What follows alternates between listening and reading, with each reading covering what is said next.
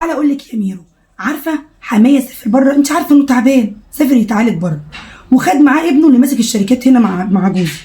جه قال له ايه، خليك انت بقى هنا وامسك الشركات لحد ما نرجع. طبعا قال له الشركات دي لا، والشركات دي حرام، والشركات دي مالكش دعوه بيها، والشركات دي عمر التجاره ما كانت حرام ما دام فيها مكسب وخساره، بذمه الله خلاص ما فيهاش حاجه، صح ولا لا يا ميرو؟ طبعا انا رحت قلت له ايه، اقول لك على حاجه، سيبك من كلام ابوك ده، كلام ابوك ده قديمه، المهم انك تعمل له قرش كبير، فلما يرجع يعرف ان انت بتشغل الشركه احسن من اخوك، صح يا ميرو ولا لا؟ حبيبتي ان انت بتقولي ده، استهدي بالله كده واسكتي، استغفري ربك. طب انا اقول لك على قصه كده يمكن تفهمي انا عايزه اقول لك ايه. كان في واحد عنده 3 ولاد، ربنا مديهم له واداله من وسع، عنده اراضي وعنده عقارات وعنده كل حاجه.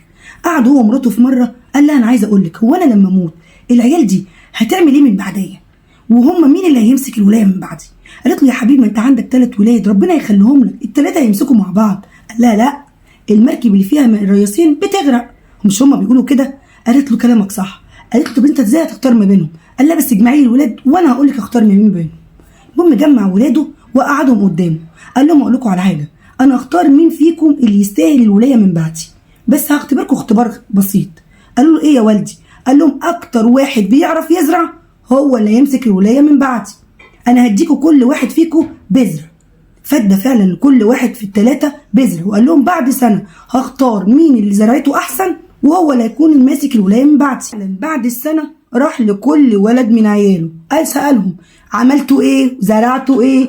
اول واحد قال له انا زرعت زرعه مثمره جميله يا والدي، ايه رايك؟ ما فيهاش كلام، يعني انا اللي استحق الولايه. راح للتاني قال له ده انا زرعت زرعه ما حدش يتكلم عليها، الناس كلها بتشوفها بتقول الله اكبر.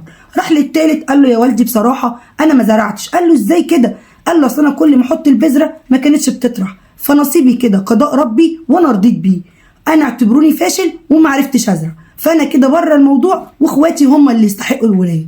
قال له ما تتكلمش، وبالليل هجيبكم كلكم وهقول مين فيكم اللي يستحق الولايه من بعدي، لازم تحضر. قال له حاضر يا والدي.